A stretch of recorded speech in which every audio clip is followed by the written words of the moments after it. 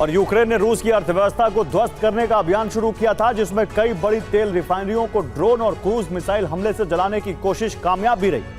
लेकिन इसके पहले कि ज़ेलेंस्की अंकारा में ट्रंप के सामने यह साबित कर पाते कि रूस को हराया जा सकता है, पुतिन ने बदले की आग में यूक्रेन को तबाह करने का ट्रेलर लॉन्च कर दिया। 4 दिन में दूसरी बार इतनी बड़ी संख्या में हमले किए कि न सिर्फ यूक्रेन में बड़े पैमाने पर तबाही हुई, बल्कि यूक्रेन के खोखले कवच का राज भी खुल गया। आखिर ये हुआ कैसे, इस रिपोर्ट के जरिए बताता हूं आपको। कीव के पोदल्स्की जिले में इमारतें तबाह हो गईं। दार्नेत्स्की जिले में भी कई इमारतें ध्वस्त हो गईं। हालात ऐसे बन गए कि कीव से 2 किलोमीटर दूर विश्नेवे शहर से 600 से ज्यादा लोग रात में ही पलायन के लिए मजबूर हो गए। यूक्रेन में रूसी मिसाइलों को रोकना अब नामुमकिन है। खबर के मुताबिक रूस ने 6 जुलाई को यूक्रेन पर 68 मिसाइलों से हमला किया। करीब 351 आत्मघाती ड्रोन भी यूक्रेन पर दागे गए और दावे के मुताबिक इनमें 37 क्रूज मिसाइलों को यूक्रेन ने इंटरसेप्ट किया। 326 ड्रोन भी यूक्रेन के मोबाइल फायर ग्रुप्स ने मार दिए, लेकिन बैलिस्टिक मिसाइलों को इंटरसेप्ट करने में कीव लाचार नजर आया। और रूस ने 6 जुलाई को सबसे ज्यादा हमले कीव प्रांत के पोदिल्स्की जिले में किए। इसके अलावा ओबोलोन्स्की जिला, होलोसिव्स्की जिला, दार्नेत्स्की जिला और राजधानी कीव पर यह हमला किया गया, जहां तक न सिर्फ ड्रोन पहुंचे बल्कि बैलिस्टिक और क्रूज मिसाइलें भी बरसी।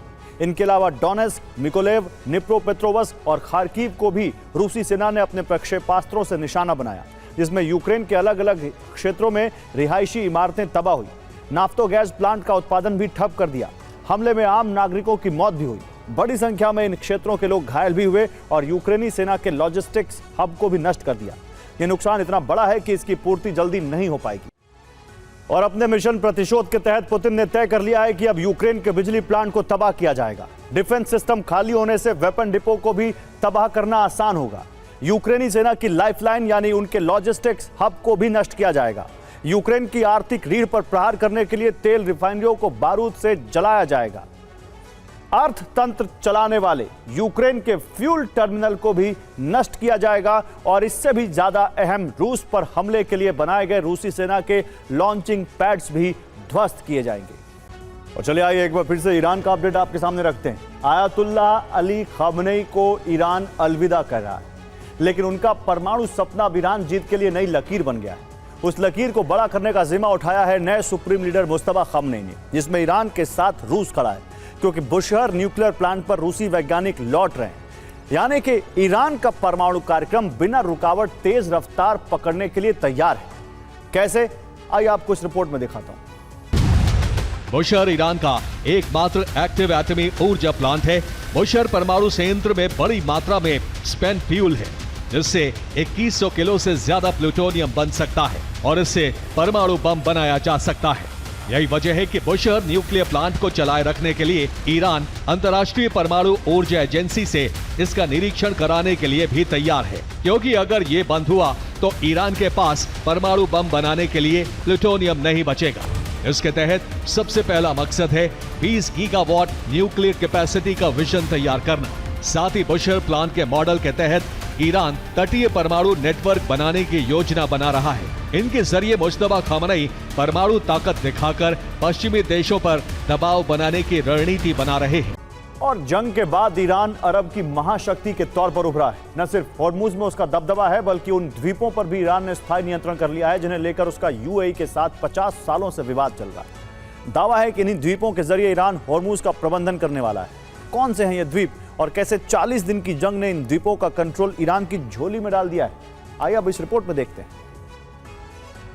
ये द्वीप हैं अबू मूसा द्वीप, ग्रेटर तुम्ब और लेसर तुम्ब। इन 3 द्वीपों पर ईरान और संयुक्त अरब अमीरात के बीच 1971 से विवाद चल रहा है। संयुक्त राष्ट्र में हर साल इस मुद्दे को उठाया जाता था, लेकिन पिछले 50 वर्षों से स्थिति जस की तस बनी हुई थी।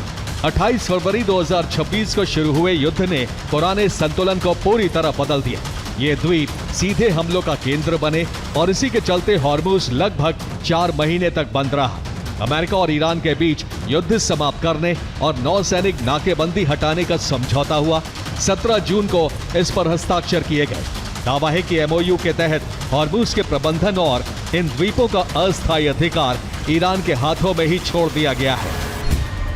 हॉर्मुज स्ट्रेट के पास ईरान के 5 द्वीप मौजूद हैं, जहां ईरान ने बड़ी सैन्य तैनाती की हुई है। इनमें अबू मूसा, ग्रेटर तुम, लेसर तुम, केशन द्वीप और सिरी द्वीप शामिल है। यहाँ कादिर क्रूज मिसाइल तैनात की गई है, जिसकी रेंज 300 किलोमीटर है। वहीं 150 किलोमीटर रेंज वाली फतेह 1 मिसाइल डिप्लॉय की गई है। इनके अलावा 200 किलोमीटर दूर हमले करने में सक्षम मुजाहिर 6 ड्रोन भी इन द्वीपों पर तैनात है।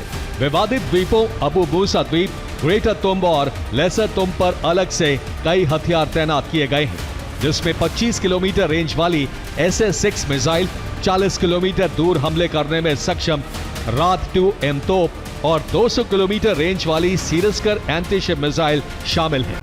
और ट्रंप का कार्यकाल शुरू होने के बाद से नेटो में भारी मतभेद चल रहा है। अब तुर्की की राजधानी अंकारा में 2 दिनों का नेटो समिट चल रहा है। ट्रंप पहुंच चुके हैं और समिट की शुरुआत में ही उन्होंने अपनी नाराजगी दिखा दी। ट्रंप ने कहा कि तुर्की कई यूरोपीय देश से बेहतर सहयोगी है। ये ऐसे समय में समिट हो रही है जब ट्रंप ईरान युद्ध में यूरोप का साथ न मिलने की वजह से नाराज है। दूसरी तरफ यूरोप यूक्रेन की लगातार मदद करना चाहता है। ऐसे में अंकारा समिट में नेटो के सामने एक साथ कई चुनौतियां हैं। सबसे बड़ा फैसला नेटो के बजट को लेकर हो सकता है। अमेरिका नेटो सदस्यों से खर्च बढ़ाने को कह रहा है। यूरोप अमेरिका से अलग सामरिक आत्मनिर्भरता चाहता है। यूक्रेन की मदद को लेकर भी नेटो रणनीति बना सकता है। नेटो महासचिव मार्क रूटे ने रक्षा खर्च में 258 अरब डॉलर की बढ़ोतरी की घोषणा की है। जर्मनी का प्लान अपने सैन्य बजट को दोगुना करने और 2029 तक से जीडीपी के 5% तक पहुंचाने का है।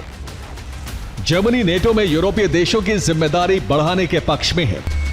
रिपोर्ट के मुताबिक नॉर्वेजियन सागर में ब्रिटिश स्ट्राइक ग्रुप मौजूद था। स्ट्राइक ग्रुप के करीब एक रूसी एयरक्राफ्ट आया। रूसी विमान एयरक्राफ्ट कैरियर की ओर बढ़ रहा था।